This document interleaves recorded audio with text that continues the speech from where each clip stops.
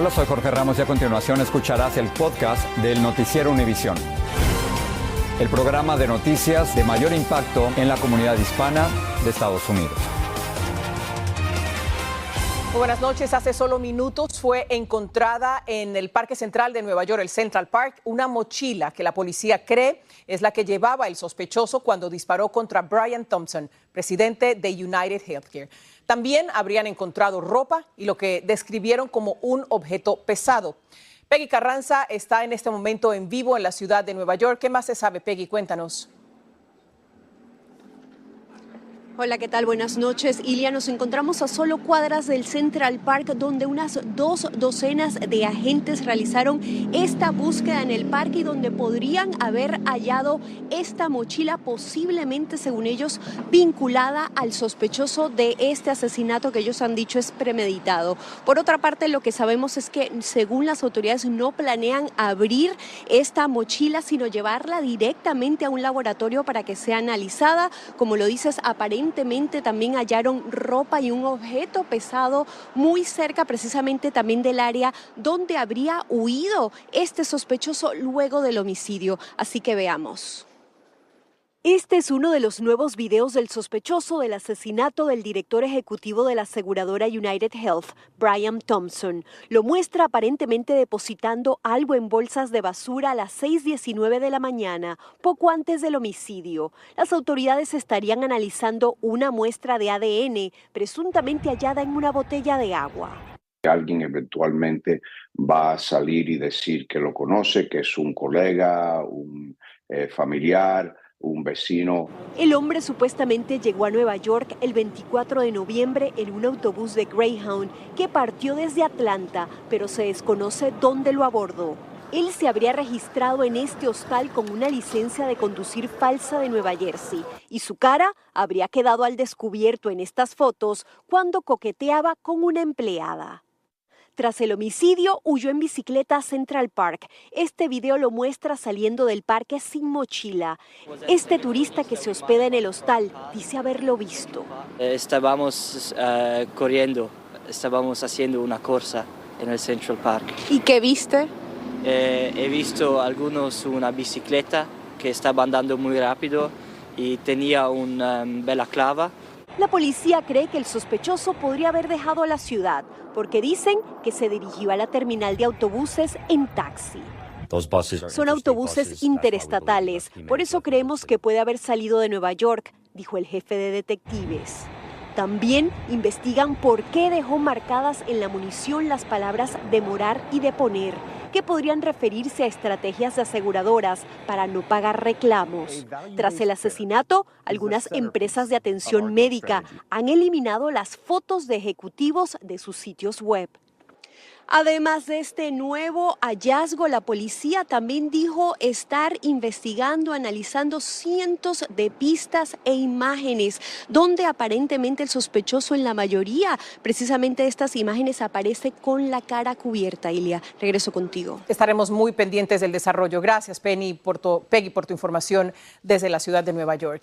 En el caso de Daniel Penny, el ex infante de Marina que estranguló a un hombre que se comportaba de manera errática en el metro de Nueva York, el juez desestimó el cargo principal por petición de los fiscales. La decisión se produjo porque el jurado no llegó a un acuerdo sobre si Penny era culpable de homicidio involuntario. Esto le permitirá a los miembros del jurado deliberar sobre una pena más leve. En el condado Tarrant, en Texas, el asesino en serie Jason Thornburg, que admitió haber matado a 3 personas, desmembrarlas y quemarlas en lo que él llamaba sacrificios humanos, fue sentenciado a la pena de muerte. Se sabe que esas no fueron sus únicas víctimas y dijo que, según él, Dios lo llamó a cometer esos actos. Pasamos ahora a la frontera. Líderes de cárteles mexicanos habrían dado la orden de dispararle a agentes de la patrulla fronteriza en San Diego. La amenaza surge tras el reciente incidente en el que un agente embistió con su camioneta a un presunto traficante que estaba cruzando la frontera y que logró huir hacia México. Un documento interno advierte que el ataque podría ocurrir en cualquier momento, como nos explica Jorge Fregoso. El video en donde quedó evidenciado el momento en el que un agente de la patrulla fronteriza arrolla a una persona con su unidad oficial sigue causando controversia. Y es que algunas publicaciones en redes indican que los principales líderes de cárteles están ordenando que sus miembros tomen represalias contra los agentes en el sector de San Diego, disparándoles. Porque muchos de estos grupos que trabajan sobre todo para el cártel Sinaloa, son grupos que utilizan la violencia como un método para el mismo proceso migratorio. Defensores de los derechos de los migrantes están preocupados, ya que de ser ciertas las amenazas, se incrementarían los riesgos para los migrantes cruzando ilegalmente la frontera. Y en estas situaciones, claro, que es mucho más complejo todavía cuando entra ese tipo de situaciones donde se sale un poco de control. Zulmi corrió con suerte, ya que utilizó los servicios de un coyote, quien le ofreció cruzar la frontera legalmente, pero solo rompieron el muro por donde la cruzaron y la dejaron a su suerte. Las personas que nos llevaron pues se veían todo el tiempo drogados, tomados, y fue nuestro miedo de que nos llevaran a una casa abandonada en el cerro y que fuera un secuestro que nos iban a hacer. Este especialista dice que atacar a los agentes de la patrulla fronteriza solo afectaría a los mismos coyotes. La respuesta de Estados Unidos, sobre todo con lo que se viene con el próximo presidente Trump, seguramente que sería el pretexto idóneo para militarizar la zona. Pero mientras de este lado se vive una tensa calma, autoridades de la patrulla fronteriza no han contestado la solicitud de información que hicimos. Tijuana, México, Jorge Fregoso, Univisión. Continúan los polémicos nombramientos del presidente electo Donald Trump para implementar su política migratoria. Se trata de Rodney Scott y Caleb Vitello. Scott estará en aduanas y protección fronteriza. Él es conocido por haber aprobado el uso de gases lacrimógenos contra migrantes que estaban del otro lado de la frontera en Tijuana, cuando él era jefe de la patrulla fronteriza en San Diego. Por su parte, Vitello, también hombre de línea dura, será jefe del Servicio de Control de Inmigración conocido como ICE. En las últimas horas, el presidente electo dijo que los inmigrantes indocumentados en Estados Unidos son 21 millones de personas. Pedro Rojas nos amplía. El presidente electo Donald Trump le habló de nuevo al país mientras era honrado en Nueva York y durante su mensaje especificó la cifra de inmigrantes indocumentados que aspira a deportar a partir del 20 de enero cuando inicie su gobierno. A todos los llamó criminales y señaló: han permitido que 21 millones ingresen irregularmente por la frontera abierta. Vinieron de cárceles e instituciones mentales y los vamos a sacar. Trump reconoció que la mayoría de los votantes lo eligieron por buscas de mejoras económicas, pero insistió que a su juicio el tema migratorio es fundamental. Esta fue una invasión masiva de nuestro país, sentenció. En las últimas horas, Trump designó a Rodney Scott, un ex jefe de la patrulla fronteriza, como el próximo comisionado de la Agencia de Aduanas y Protección Fronteriza, CBP, y a Caleb Vitello como el próximo director interino del Servicio de Inmigración y Control de Aduanas, conocido como ICE. Vitello actualmente trabaja como director de armas de esa agencia. Scott apoyó fuertemente a Trump durante la campaña presidencial. Necesitamos tener el muro fronterizo por el que pagamos, destacó. En 2018, Scott ordenó el uso de gas lacrimógeno contra inmigrantes que trataron de cruzar el muro fronterizo de San Diego, California. Y también ayudó a implementar la política de Quédate en México y el Título 42. Además, ha publicado imágenes de pedazos de cercas dejados en la frontera por el gobierno del presidente Biden.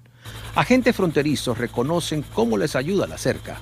Teniendo nada más el muro hace una diferencia. Recientemente, Scott se tomó una foto con Tom Homan, quien fue designado por Trump como el nuevo zar de la frontera. Y es que con las designaciones de Scott y Vitello, poco a poco se comienza a definir la operación que tendrá lugar desde este edificio de la Agencia de Inmigración y Control de Aduanas en la capital de la nación. En Washington, Pedro Rojas, Univisión. La mujer rusa residente en Estados Unidos que abordó ilegalmente un vuelo a París la semana pasada fue puesta en libertad esta tarde en Nueva York. Lourdes del Río tiene lo último. Adelante, Lourdes.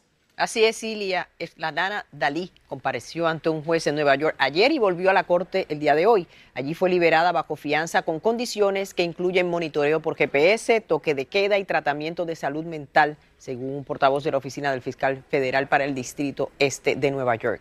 El portavoz agregó que Dalí vivirá con un amigo en una iglesia en Filadelfia, cuya relación fue verificada por el tribunal. al llamarlo oficialmente. También se le prohíbe salir del estado excepto para asistir a la corte, reunirse con su abogado o cumplir con servicios previos al juicio en Nueva York. El martes 26 de noviembre, Dalí, de 57 años, logró pasar los controles de seguridad en el Aeropuerto Internacional John F. Kennedy en Queens, Nueva York, y abordar un vuelo de Delta Airlines con destino al Aeropuerto Charles de Gaulle en París, Francia, sin tener un pase de abordar. Un portavoz de la Administración de Seguridad en el Transporte, la TSA, indicó que Dalí evadió 2 estaciones de verificación de identidad y estado de abordaje antes de subir a ese vuelo. Lo que tenemos por ahora. Regreso contigo, Ilia. Muchas gracias, Lourdes, por la actualización sobre ese tema que hemos estado siguiendo. Estás escuchando el podcast del Noticiero Univisión. En Pensilvania fue hallada sin vida la mujer de 64 años que cayó a un socavón de una mina abandonada. El martes se reportó su desaparición cuando estaba con su nieta, que fue encontrada con vida cerca del lugar. Ayer las autoridades anunciaron que la operación ya no era de búsqueda, sino de recuperación de su cuerpo. Con 227,000 nuevos empleos creados en noviembre, la economía del país cierra el año con señales positivas. A pesar de desafíos como la inflación, un mercado laboral lento, el gobierno Biden deja un panorama de estabilidad moderada. Claudia Uceda nos cuenta lo que esto significa para los trabajadores. Daniela fue a esta feria navideña buscando regalos. Bufanditas, cositas, gorritos, arte, tarjetitas de Navidad súper lindas. Su entusiasmo navideño viene acompañado de señales positivas en la economía. El mercado laboral mejoró en noviembre. Los empresarios crearon 227,000 empleos, en parte porque los trabajadores afectados por las recientes tormentas regresaron a sus puestos. Áreas como la salud, la hostelería y el ocio impulsaron el aumento de los puestos, pero el comercio minorista perdió 28,000 empleos. Osvaldo trata de vender sus chullos y chalinas de alpaca. Él ve una tendencia. El año pasado compraba un poquito más al empezar a inaugurar, pero este año ha sido un poquito bajo las ventas. Si no hay ventas, los pequeños empresarios se quedan sin dinero para contratar a personal. Este hispano tiene trabajo, pero es temporal. Muchos trabajos están buscando experiencias del colegio. Yo no fui al colegio. Lo mismo le ocurre a esta hispana. El trabajo a veces baja por el tiempo del frío y también por el tiempo de calor. A pesar de la recuperación laboral, el desempleo aumentó ligeramente al 4.2% desde el 4.1% en comparación con el mes anterior. ¿Es suficiente para calmar las preocupaciones de los hogares? Probablemente no. Pero aquí tenemos una balanza, ¿cierto? La balanza tenemos por un lado creación de empleo, que es muy positivo, y la otra, un fenómeno inflacionario que se mantuvo por mucho tiempo y que hirió profundamente el ánimo de los hogares norteamericanos. Y eso va a tomar más tiempo. Economistas esperan que esta tendencia continúe el próximo año, aunque hay incertidumbre sobre el impacto de las deportaciones masivas de Trump. Eso tendrá un impacto significativo sobre el mercado laboral. Tú no puedes deportar masivamente a millones de personas sin afectar el mercado laboral. En Washington, Claudia Uceda, Univisión. Un tribunal federal de apelaciones de Estados Unidos confirmó la ley que podría hacer que TikTok sea prohibido a partir del 19 de enero. De esta manera rechazó el argumento de la plataforma de que la ley era inconstitucional y que viola la primera enmienda. Lo único que impediría la prohibición de la red social en Estados Unidos sería que la matriz china ByteDance venda la empresa a nuevos propietarios. Después de 5 años de trabajos, la Catedral de Notre Dame reabrirá sus puertas mañana. Más de 2,000 trabajadores participaron en la restauración del campanario, en donde, según la obra de Víctor Hugo, vivió Quasimodo, el jorobado de Notre Dame. Las icónicas gárgolas se averiaron por la presión de las mangueras de los bomberos y fueron reconstruidas a partir de las piedras originales. También fue recuperado el monumental órgano de 8,000 piezas, uno de los más potentes del mundo. Un arquitecto latino fue clave en los trabajos de recuperación de esta emblemática catedral. Pablo Monsalvo estuvo hoy con él en París. Es el único latinoamericano que participó en uno de los proyectos más ambiciosos de las últimas décadas. El arquitecto mexicano Alejandro Arredondo describe sus emociones a pocas horas de la reapertura de la Catedral de Notre Dame tras un lustro de trabajos después del incendio que la devastó en abril del 2019. mucha alegría, mucho orgullo y sobre todo pues una responsabilidad enorme saber que pues formamos parte del equipo de los más de 2.000 profesionales. Esta catedral, construida en el siglo XII, vio su estructura gravemente dañada y los objetos del interior reducidos a cenizas. Por todo, su aporte fue fundamental para la magnífica obra. Mi parte en la misión de aquí de Notre Dame consistió en hacer una maqueta digital. Alejandro cuenta que se utilizaron escáneres de 3 dimensiones de última generación y drones para obtener información desde la altura. Para una obra de esta magnitud se necesitaban medidas bastante precisas. Entonces, la responsabilidad, porque pues las cargas, la estructura pues tiene que sostenerse de ahí, que sea de manera equilibrada. Y justamente a eso se dedicó este arquitecto nacido en el Estado de México, junto con otros colegas de múltiples nacionalidades. Se obsesionaron con que las medidas tomadas sean exactas al milímetro. Cuando Alejandro llegó a esta ciudad junto con su esposa en el 2017, en busca de oportunidades profesionales, jamás imaginó que terminaría formando parte de uno de los proyectos de reconstrucción más impactantes del planeta en los últimos siglos. Una historia de siglos que gracias a este joven talento mexicano, junto a otros cientos de profesionales, podrá seguir siendo preservada para las futuras generaciones, como su propia hija, que lo acompaña día y noche, compartiendo la ansiedad de su padre a horas del momento esperado desde hace más de 5 años. Pasa una vez en la vida, entonces estoy agradecido por la oportunidad. En París, Pablo Monsalvo, Univisión. La líder de la oposición venezolana, María Corina Machado, continúa en Venezuela. Así lo confirmó al programa Al Punto con Jorge Ramos. Luis Carlos Vélez le preguntó qué va a pasar el 10 de enero con Edmundo González, la toma de posesión sobre la que esperan del presidente electo Donald Trump. ¿Usted ha hablado con Marco Rubio en las últimas semanas, con alguien en la administración de Estados Unidos? ¿Le han dicho algo frente a lo que se puede venir para Venezuela? Nuestras oficinas están en permanente contacto y como tú bien dices, él es... Marco Rubio, una de las personas que mejor conoce cuáles son las verdaderas amenazas que se ciernen sobre América Latina hoy y que América Latina y los regímenes que hoy existen representan para la seguridad nacional de los Estados Unidos. Ha expresado un compromiso inequívoco con la democracia y la libertad de Cuba, de Nicaragua y Venezuela. Más de esta entrevista este domingo a las 11 de la mañana en Al Punto, aquí en Univisión. El precio promedio del galón de gasolina se acerca a sus niveles más bajos en los últimos 3 años. Según la AAA, en 32 estados los precios se han desplomado hasta los $3.03 el galón. La última vez que estuvieron por debajo de los $3 fue en mayo del 2021. Bueno, alguien en algún lugar tiene en su poder un boleto de lotería que vale $197 millones y no lo sabe. Lo peor es que el plazo último para cobrar esa fortuna termina mañana a la medianoche. Si el afortunado nos está viendo, al final de esta historia daremos los números de la lotería sin cobrar. Mientras tanto, cientos de miles de personas esperan con ansias el resultado del Mega Millions, que esta noche juega $579 millones. Los he comprado por 22 años y no he ganado. Los mismos números. Los mismos números. Víctor Santamaría espera que su suerte cambie esta noche y que se pueda convertir en el ganador de $579 millones que están en juego en el sorteo de Mega Millions. Yo siempre he comprado, pero nunca he ganado casi. Pero no pierdo la esperanza porque por eso compro, porque sé que voy a ganar. Es el 10º premio mayor más grande en la historia de Mega Millions y muchos comienzan a soñar. Yo quiero ganar. ¿Qué me haría? Comprarme mi casa. Pero hoy esta gasolinera en la ciudad de Encino, en el condado de Los Ángeles, es el centro de atención porque hace un año 2 afortunados acertaron los números ganadores. Pero una de esas personas no ha reclamado el premio de $197 millones. Yo creo que el muchacho que viene allá tiene el boleto ganador. Todos se preguntan dónde está el afortunado, porque está a punto de perder el premio que se vence el sábado a las 11:59 p.m. El ganador debe reclamar el premio en una de las 9 oficinas de la Lotería de California o enviar por correo un formulario de reclamación a la sede en Sacramento con el sello que lleve la fecha antes del vencimiento.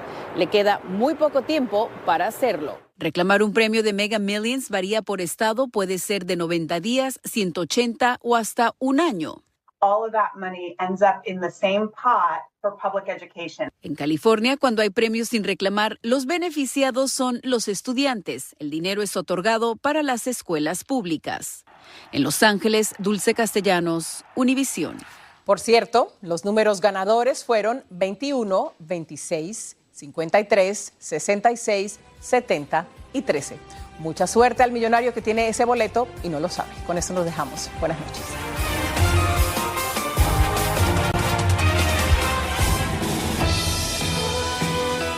Así termina el episodio de hoy del podcast del Noticiero Univisión. Como siempre, gracias por escucharnos.